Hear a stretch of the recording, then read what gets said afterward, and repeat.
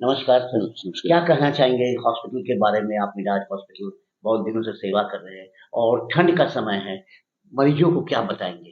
देखिए, अच्छा मौका है कि आपने ठंड के टाइम में हमसे पूछा है। जी, तो बेसिकली मिडास हॉस्पिटल 2019 से हम लोग इसे स्टार्ट किया था और मेनली न्यूरो साइंस और ट्रॉमा के क्षेत्र में हम लोग काम कर रहे हैं। और देखा है कि पिछले 4-5 साल में और पहले से भी हर जगह पे इस ख़ास ठंड के मौसम में स्ट्रोक का इंसिडेंस काफ़ी बढ़ जाता है। तो हम लोगों से यही कहेंगे कि स्ट्रोक से बचें अपने आप को और ये बहुत हद तक रोका जा सकता है। स्ट्रोक एक जानलेवा बीमारी है और आज की डेट में वर्ल्ड का third leading cause of death है और ख़ास करके परमानेंट डिसेबिलिटी जो आजीवन विकलांगता है, उसके लिए सबसे इम्पोर्टेंट वजह बना हुआ है। तो इसे रोका जा सकता है और इसे रोकें और सबों का सपोर्ट इसमें रहा तो स्ट्रोक को बहुत हद तक रोका जा सकता है। तो इसलिए स्ट्रोक को रोकना है, ख़ास करके इस ठंड के मौसम में जो इंसिडेंस बढ़ जा रही है। क्या-क्या बचाव और उपाय है वो बताएँगे? देखिए, स्ट्रोक से बचाव के लिए तो स्ट्रोक के रिस्क फैक्टर को सबसे पहले पहचानना और स्ट्रोक के रिस्क फैक्टर से अपने आप को दूर किया जा सके। बेसिकली स्ट्रोक एक प्रिवेंटेबल डिज़ीज़ है और स्ट्रोक के जो रिस्क फैक्टर हैं, जो जी, आम लाइफ़स्टाइल से रिलेटेड ही है। जो मोस्ट कॉमन रिस्क फैक्टर हम लोग देख रहे हैं, वो hypertension most important risk factor है। तो नियमित तौर पे ब्लड प्रेशर का जाँच हो और उसकी ट्रीटमेंट विशेषज्ञ निगरानी में हो, प्लस डायबिटीज़ को कंट्रोल करें, मोटापा को अवॉइड करें, प्लस 1 मिनट सर, एक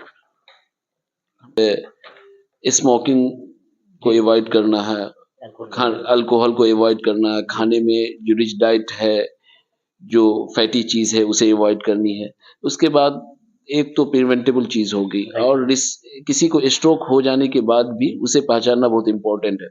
तो कई बार होती है कि लोग पहचान ही नहीं पाते स्ट्रोक हुँ, क्या है। तो stroke most of the time sudden onset आता है और किसी शरीर के किसी एक हिस्से में कमज़ोर हो जाना जी, या किसी का फेस में कमज़ोरी आ गई, सडनली किसी की स्पीच में एब्नॉर्मलिटीज़ आ गई या चल रहा हो कोई इंसान सडनली गिर गया, जी, तो ये बेसिकली स्ट्रोक के सिम्पटम हो सकते हैं। लोगों को चाहिए, उनके परिवार वालों को चाहिए कि सडनली स्ट्रोक के सिम्पटम अगर नज़र आए, तो इमीडिएटली नज़दीकी अस्पताल में भर्ती कराएँ। क्योंकि अगर ट्रीटमेंट अर्ली स्टार्ट हो जाए, कहा जाता है कि 4.5 आवर्स में अगर ट्रीटमेंट हम स्टार्ट कर देते हैं, तो कई बार होता है कि हमें खून पतला करने की दवा देनी पड़ती है।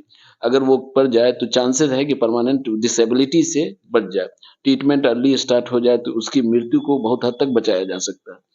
तो रोकाव भी ज़रूरी है और बहुत हद तक पॉसिबल है और अगर किसी को हो जाए तो उसके लिए अर्ली और एग्रेसिव ट्रीटमेंट से भी बहुत हद तक उसकी परमानेंट डिसेबिलिटी और मृत्यु को कम किया जा सकता है।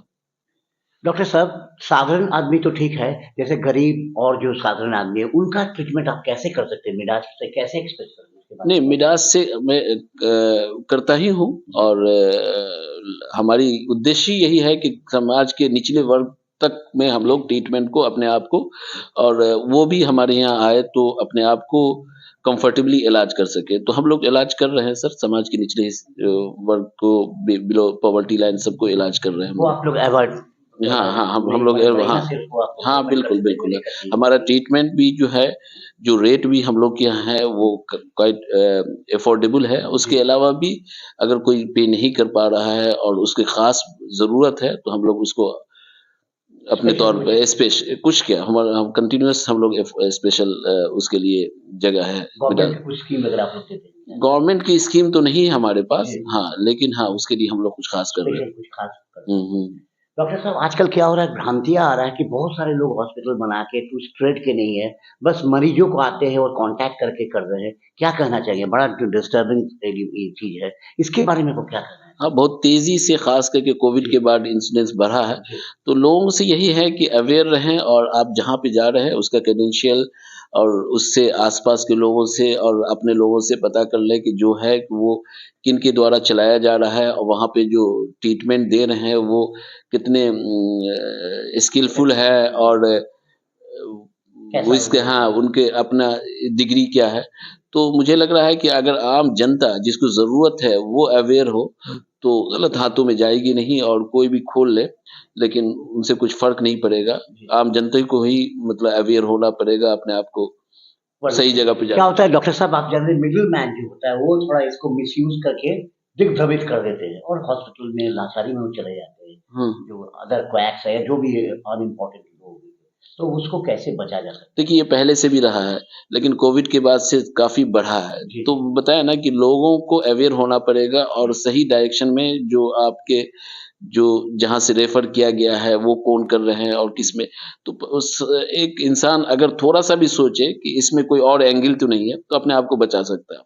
कहीं न कहीं से उसे जो बता रहा है, कोई बरगला रहा है, तो उसे समझ में आ जाना चाहिए कि कहीं गलत डायरेक्शन में तो नहीं हूँ। तो इंसान अगर अवेयर रहे और इस बैक ऑफ माइंड पे ये चलता रहे कि हम गलत हाथ में भी जा सकते हैं, तो अपने आप को बचा सकता है। डॉक्टर साहब लास्ट आप क्या संदेश देना चाहें कि इसको कैसे बचा जाए ब्रेन स्ट्रोक? आप एज़ अ न्यूरोलॉजिस्ट है, आपका फ़ेम है, कैसे करके साधारण लोग कैसे करें? उसके बारे में संदेश थोड़ा। साधारण लोग यही है कि अपने लाइफ़स्टाइल को मॉडिफ़ाई करें, वेट को रिड्यूस करें, नियमित ब्लड प्रेशर की जाँच करें, ब्लड शुगर को कंट्रोल करें, ब्लड प्रेशर को कंट्रोल करें और अगर किसी को स्ट्रोक आवे तो इमीडिएट पहचाने उसके लक्षण से और जल्द से जल्द उसकी ट्रीटमेंट स्टार्ट करें। क्योंकि परमानेंट डिसेबिलिटी और मृत्यु को बचाना के लिए ज़रूरी है कि इमीडिएट ट्रीटमेंट स्टार्ट करें। तो आपके माध्यम से मेरे यही संदेश हैं कि अपने आप को इस फैटल डिज़ीज़ से बचाया जा सकता है, उसे बचाएँ और सब मिल कर के ही हम बचा सकते हैं, सबों का साथ चाहिए इसको बचाने के लिए। सर 26 जनवरी गणतंत्र दिवस आ रहा है, क्या कहना चाहेंगे हमारे देशवासियों को?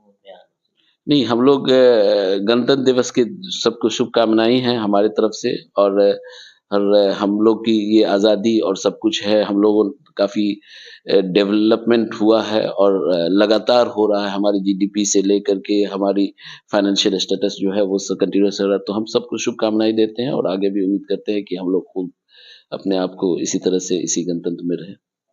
धन्यवाद। ये थे doctor Zardari, multi specialist hospital, Miraj hospital.